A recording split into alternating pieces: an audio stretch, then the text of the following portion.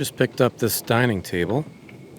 I also got 6 chairs with it and 2 leaves, which is always a plus.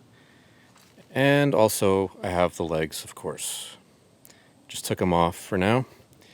And it's in rough shape. Lots of wear and scratches. But it's a very high quality table. It's made, as far as I can tell, it's made by Dillingham. It's got a nice solid piece of walnut going along the sides here.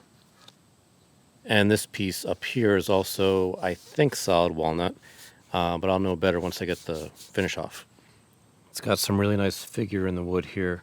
If you can kind of see those lines going across like that, that should pop out more once I get the old finish off. The stripper that I'm using here is QCS by Stripwell, and worked great on this old finish. If you'd like to try it for yourself, I'll put a discount code in the video description that will get you 10% off your order at stripwell.com.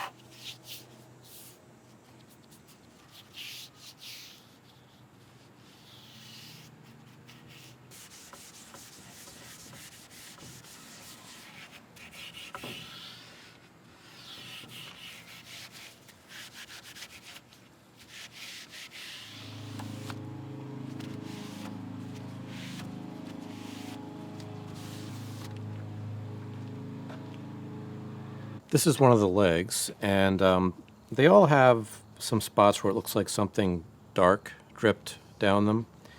And I've stripped the finish off already, but these drips remain. So I'm just going to use this utility knife blade to scrape off gently the big ones, like that. And then I'll just sand anything that's left. I'm just going to use 150 grit.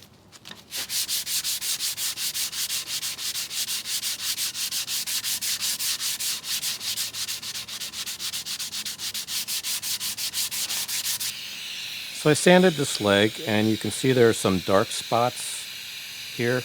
Those are all low spots where the sandpaper couldn't get to. I think they're dents. So I'm going to see if I can steam out those dents with a clothes iron.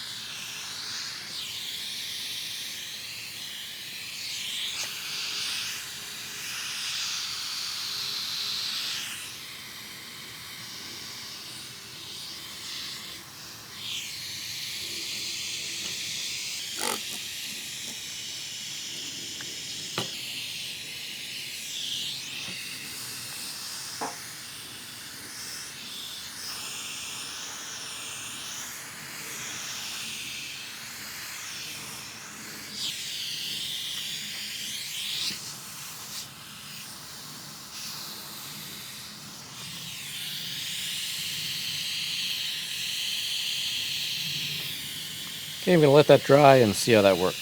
So this one is pretty much gone. Some of these are gone. There's still a few that were really deep. I'll probably just leave them for now, and then once I start getting finish on, maybe I'll just touch it up or leave it. We'll see. Okay, so I've just stripped the finish off the top here. I haven't done any sanding or anything yet. Just going to spray it down with some water, see how it looks.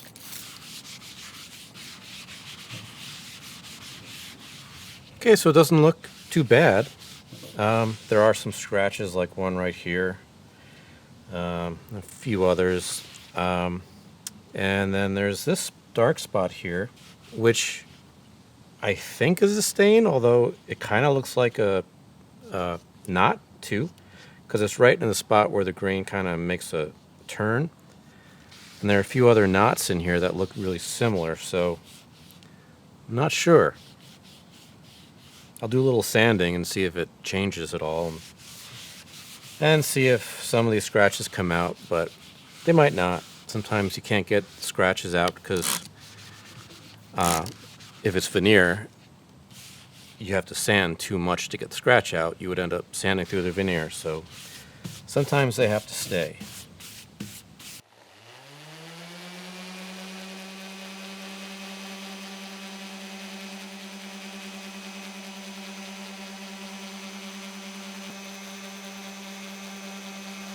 Okay, I just sanded it with some 120 and 150. See how it's looking? This is just water.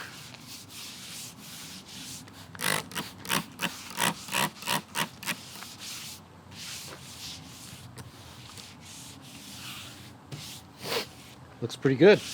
So I'll let this dry and I'll sand it by hand with 180.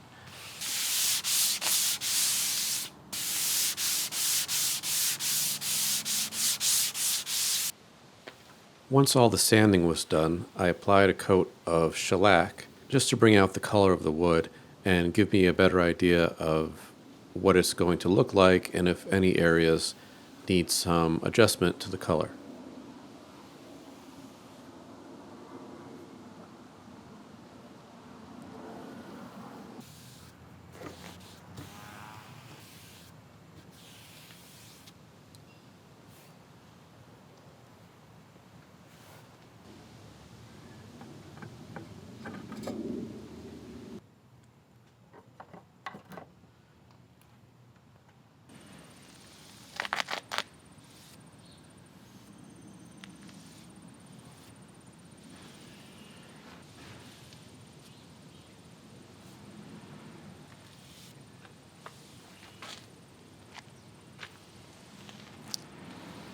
Okay, so I've got shellac on the trim pieces around the top just so I can see what the color's like. And it all looks pretty good except for this one spot here. Not crazy about this contrast between this light piece and this dark piece. So I'm going to try and put some gel stain on this piece to darken it up a little bit. It doesn't have to be as dark as that, but not really so crazy about that kind of contrast. So I'm going to mix up some candlelight and antique walnut gel stain and see how that works.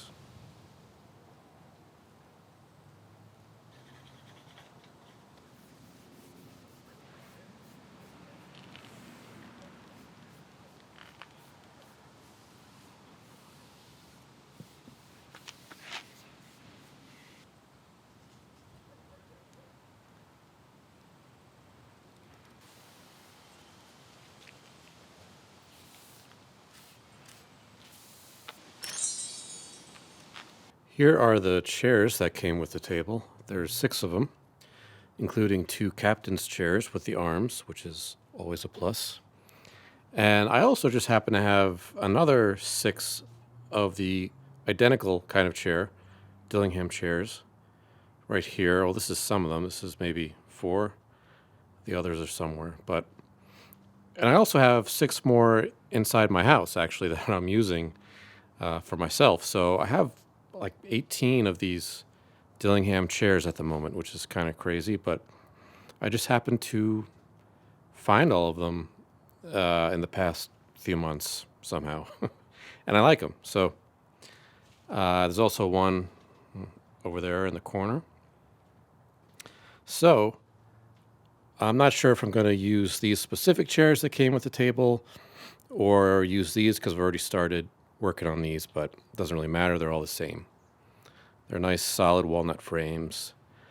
And I'm going to replace the back of it with cane webbing instead of this fabric because it's got a slot that goes around the edge that you can use, oh, you can see it here, to put the spline in for the cane.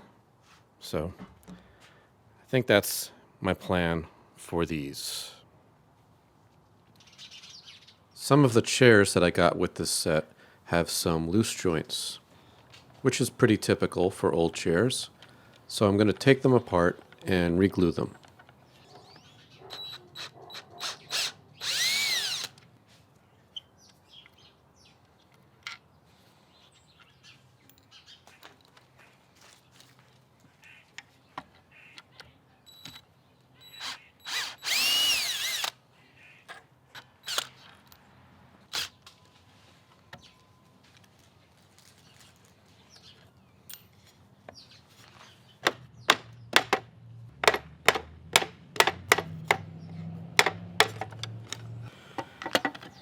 Okay, so now that I have this out, I see that these are completely loose too. So those are coming out too.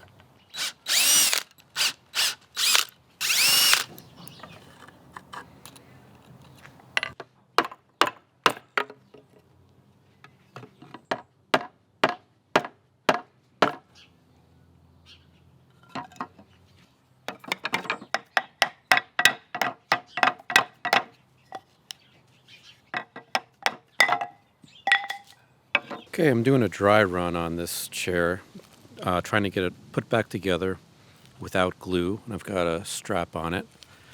But I can't get these back corners to go all the way to meet this piece. And I think it's because these corner blocks, it seems like they're not quite at the correct angle. So this top edge is hitting this before the rest of it does.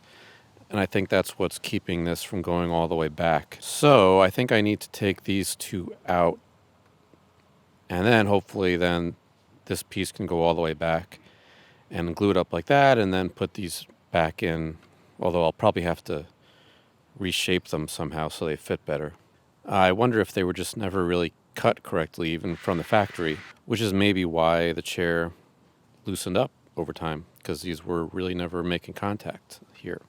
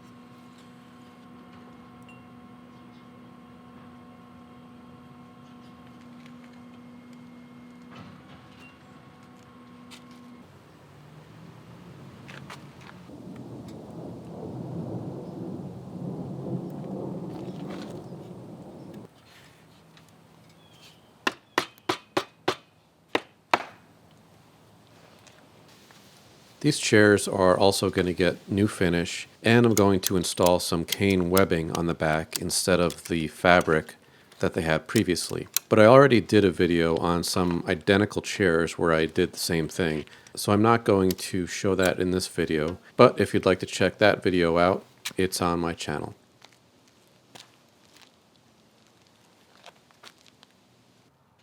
Now it's time to apply the final finish, which is a wipe-on oil polyurethane.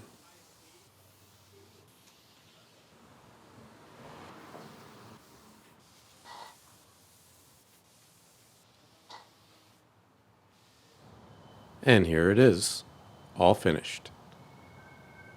Well, actually it's not completely finished. I still haven't put those extendo slider things back on the bottom, and the legs are just kind of dangling because I haven't actually bolted them on yet. And this is just because I know I'm going to need to move this around a little bit more, and it's a lot easier to do it when it's two separate pieces.